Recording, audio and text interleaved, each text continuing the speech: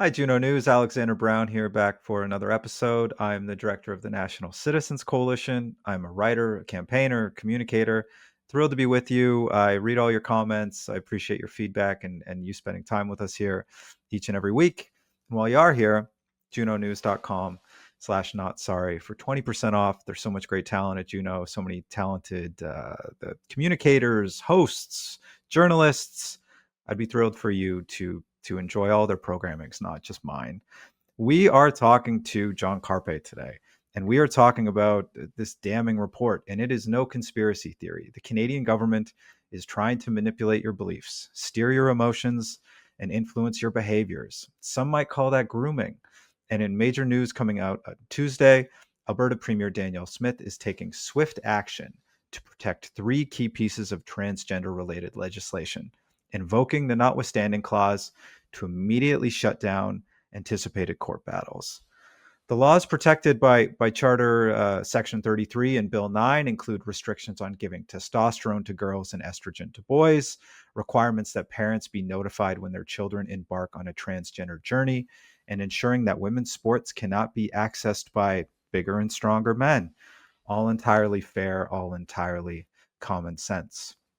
But on the manipulation front, I'm first referring to, we're talking about an astonishing new report from the Justice Center for Constitutional Freedoms that warns that the federal government has embedded behavioral science tactics, these are wartime tactics, in its operations in order to shape Canadians' beliefs, their emotions, their behaviors, without transparency, debate, or consent.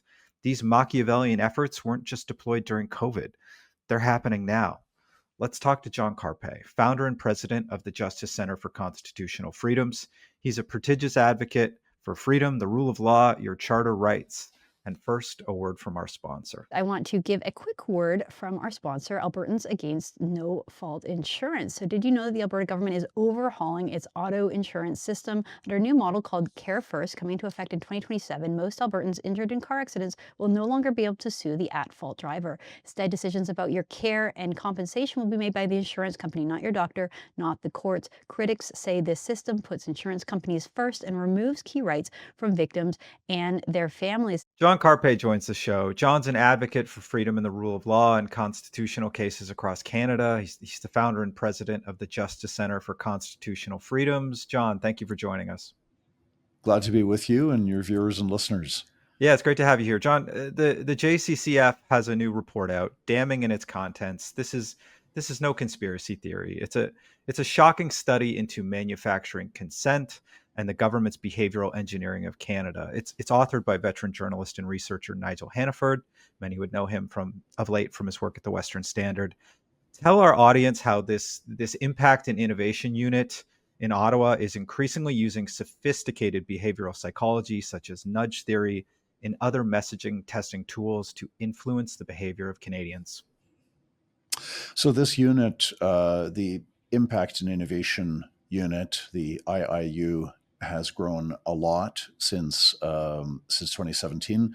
The website speaks about being involved in projects worth over $700 million. Now, it's not clear if that's the budget for the unit itself or if that's just the total value of the projects they're involved with. But they were very busy during COVID. Before the research was even completed on the vaccine, the COVID vaccine, they already were busy crafting the message. It's safe and effective, therefore get vaccinated. They were working on that before before the product was even out. And then when the vaccine came out, and initially it was voluntary, but there were reports all over the world of people dying after getting the vaccine, people, children, teenagers, adults, and the government did not change course and kept on with that same message. And so they did focus group testing and testing different messages. What is the best way to alleviate fears about adverse impacts from the vaccines? And this is our tax dollars on a public policy issue that, is, or at least ought to be, subject to debate. and so that's very problematic. If you've got behavioral psychologists paid by our tax dollars working to influence our behavior without us knowing about it, by and large. I mean, there's some information on the internet, but on a daily basis, we don't know. So sunlight is the best disinfectant, and we need a lot better parliamentary oversight. Yeah.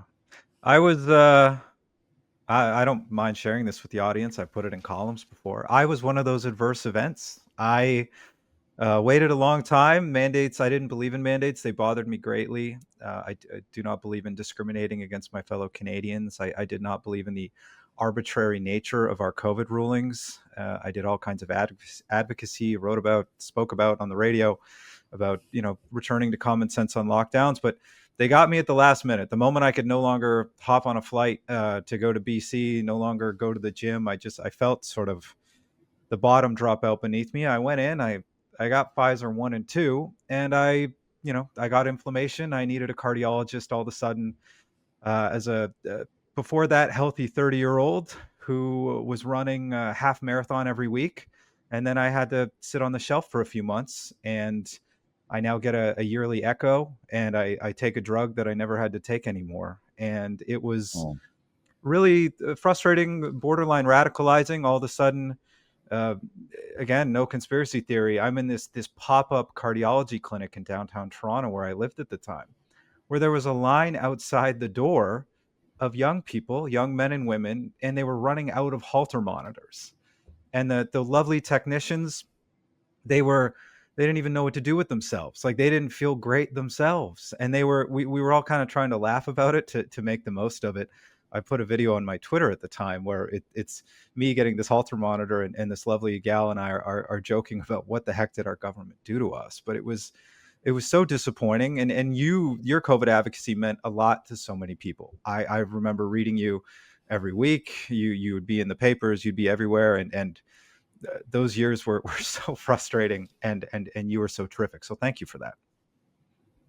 Well, I'm grateful for independent media. The Justice Centre, prior to lockdowns in March of 2020, we regularly had media coverage on our court cases. And of course, we were founded in 2010. So we'd been around for about a decade when the lockdowns were brought down. We'd done campus free speech and parental rights and various court cases, but we got decent, reasonable amount of media coverage, and then lockdowns were brought down, and we've for the next 3 years, 5 years, we never got a single phone call from any government-funded media, and that's not just the CBC, but even the National Post, the Vancouver Sun, the Calgary Herald, the whatever. There's no media that contacted us because we were questioning lockdowns, saying, well, why aren't you measuring lockdown harms? The governments have a constitutional obligation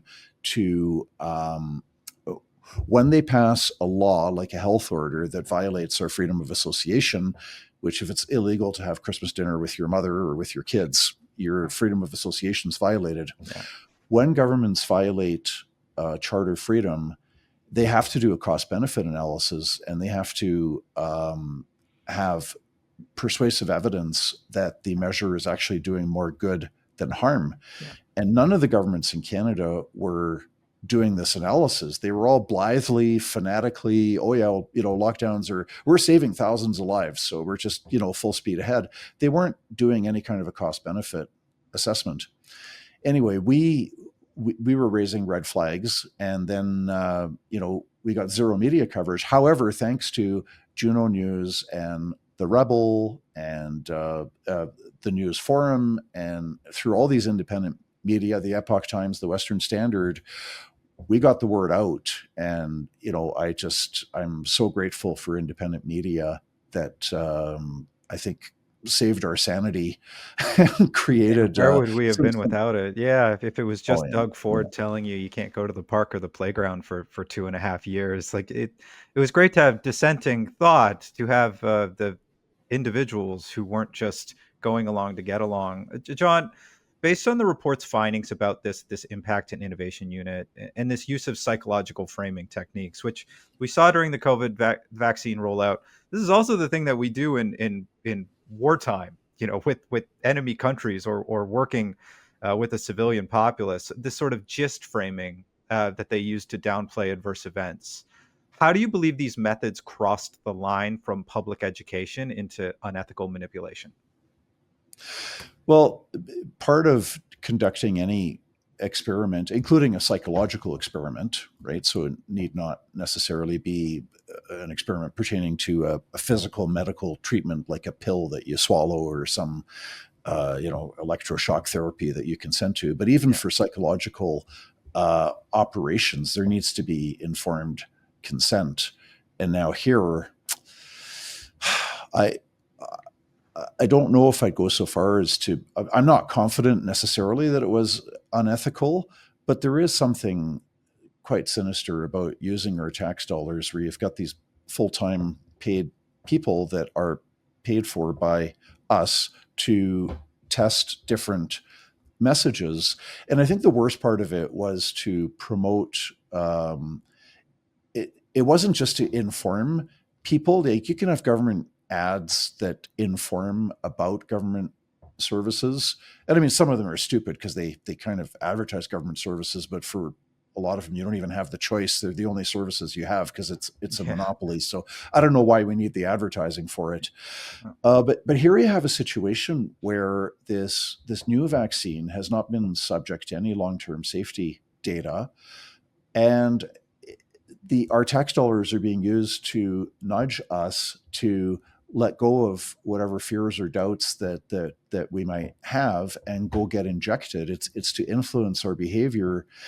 And it's very one-sided. When the adverse impacts reports came out, which is they were anecdotal. It wasn't, formal scientific study, but immediately, the poster child for vaccines in Israel, this beautiful 5-year-old boy that was the centerpiece for doing videos to encourage everybody to get, he died of heart failure at the age of 8.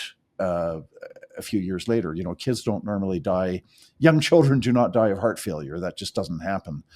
So you have all this coming out, and the government is like, well, damn the torpedoes, full speed ahead. The vaccine is safe and effective. Double down, keep on using our tax dollars to persuade Canadians to get injected.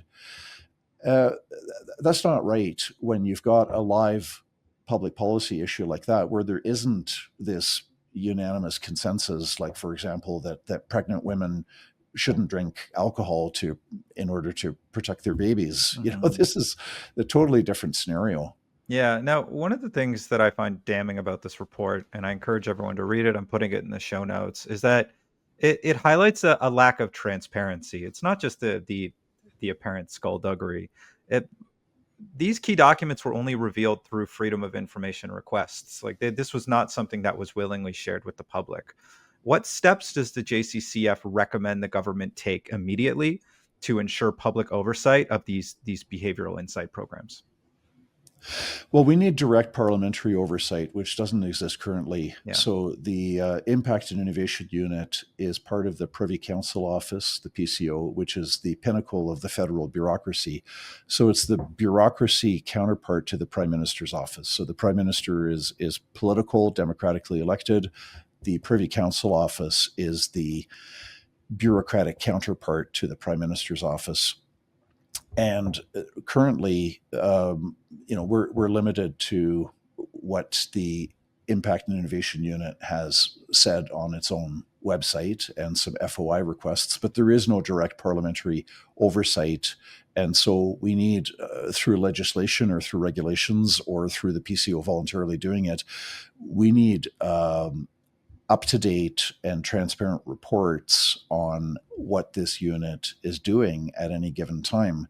It shouldn't be like what are they doing right now to nudge Canadians into accepting that, we should have 15-minute prison districts or 15-minute cities to avoid the climate holocaust? Are they busy on that right now? I mean, if they are, we should know about it.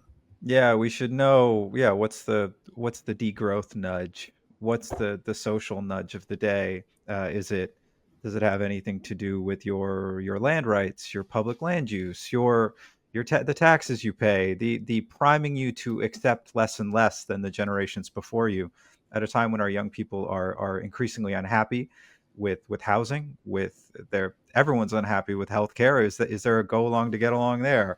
And so, yeah, I think one thing I flagged while reading this as well is that there are partnerships with these real world sort of behavioral testing units, like corporate partnerships. Uh, This blending of government influence with private sector actions. What broader risks do you foresee if such collaborations continue unchecked? Well, this is modern fascism. One of the characteristics of fascism in Europe in the 1920s, 1930s was that the governments and corporations worked very closely together. It was also known as corporatism. Yeah. So that made it quite different from, the socialist communists who were anti-business. The fascists were big believers in government and business cooperating together for big national projects. But at the end of the day, both the fascists and the communists are hostile to the human rights and individual human dignity, the inherent worth of every person, and the fundamental freedoms that flow from that. So, because we are human, we have a right to speak and to speak our minds and not have our vocal cords controlled by other people or by government, so on and so forth. So I don't know to what extent the Impact and Innovation Unit is from partnering with businesses, but certainly we see a trend in recent years where, for example, the woke ideology of equity, diversity, inclusion has fully infiltrated every corporation as much as it's infiltrated government. Yeah. You don't see big business taking a stance and saying, well, no, we're not going to put tampons and pads in a men's washroom. No. They're very, very woke, and they're very much aligned with government in promoting woke ideology. Yeah, that kind of corporate social responsibility has run amok. Americans seem to be, in certain cases, voting with their wallets. And you see little changes, but it's so embedded. You have entire departments now where it's just, grievances and indulgences and making these kind of sin payments for generational traumas, and you're just booby trapping the workplace. You're making everyone unhappy, and then the public can be beleaguered by the lowering of the quality of the product or the obnoxiousness of some of the messaging. I think we all want to be, open-minded, reasonable people, but there are times where you're just going, like, can I just watch this thing without you shoving it down my throat? Or like, why is my bank flying like a social cause flag? Like I'm just trying to do my banking. It's so omnipresent, right? So, John, the report's recommendation includes a call for independent ethical reviews. What role might your organization play in advocating for them? Well, we're gonna, we've got a communication staff that is working very hard, that is in a position to stay on top of this and sort of, light a fire or keep the fire lit, Yeah. so to speak. So this report is kind of the first step, but we are looking into doing more FOI requests and specifically doing advocacy for either legislative change or just a change in practices whereby this becomes more transparent. Terrific, and it's important. And again, I encourage people to read it. John, on Tuesday, last question for you, and I know you were just writing about this. The Alberta government announced it will use Charter Section 33, the notwithstanding clause, to ensure that laws to protect minors from the harms of transgender ideology will not be stopped by woke or activist judges. Bill 9, the Protecting Alberta's Children Statutes Amendment Act, will amend the Health Statutes Amendment Act of 2024. We're talking education amendments, fairness and safety in sport. The JCCF has commented on this. What are your thoughts? So last 6 or 9 months earlier in 2025, the Alberta government passed legislation that only women are allowed to participate in women's sports. So you can't be a man who identifies as a woman and go and take the gold medal. Secondly, that there would be no puberty blockers and opposite sex hormones given to children under the age of 16. And thirdly, that there be parents be involved of what's going on with their own kids at school. So if the child, if the boy says that he's a girl trapped in a boy's body and wants to start using a girl's name, etc., that the parents be notified. So this is very much in line with what's going on around the world, where the United Kingdom and Sweden and so many other countries are backing away from this very bad trend to get young kids. As soon as there is gender dysphoria, it's like, okay, well, we're going to give you puberty blockers and give testosterone to the girls, give estrogen to the boys. Most of the world is backing away from this and saying, well, no, it's probably better to go through natural puberty. By the time kids are 18, the vast majority accept their biological sex. Anyway, all of that's background information. So the government passed the legislation. It was taken to court by Egal Canada, which is an LGBTQ advocacy group. They succeeded in securing an interim injunction, which made the law of no force in effect, pending a ruling from after trial. But you're not going to get that until 2 or 3 years down the road. So the whole law has been put on hold for 2 to 3 years because Egal was successful in getting this injunction. Now the government has responded and said, okay, well, we're going to use the Section 33 of the Charter, the notwithstanding clause, which allows democratically elected representatives to opt out of a bad court ruling if there's some woke or activist or insane judge that's coming out with a crazy ruling that's just obviously destructive and ill-advised. Then the legislature, the elected representatives, have that authority, thanks to the Charter, it's part of the Charter, that they can opt out of the court ruling. So what the government's now doing in Alberta is they're saying we're going to use Section 33 so that we can keep these laws on the books to protect children and teenagers from the harms of transgender ideology. That's important work. And I think all Canadians, or a growing majority of Canadians, this is even showing up in the polling, and I'm glad it is, are have their concerns with these seemingly sort of woke judiciary, with these judges who are sending folks back out on the street for whatever reason of harm reduction or intergenerational trauma, or gee, you're marginalizing this violent schizophrenic drug addict. It's like, well, are they not marginalizing the public safety of the community? And so that this is an encouraging sign. This is what the notwithstanding clause is there for. It is in the Charter for a reason, and it is part of the Charter being struck, as some grand bargain from west to east for a reason. It is, it is essential. And those who want to remove its powers, to take it away, it tells you a little something. And so, John Carpe, thank you so much for your leadership on all these files. I encourage everyone to go read this great report. Thanks for joining us. Thanks for having me on your show.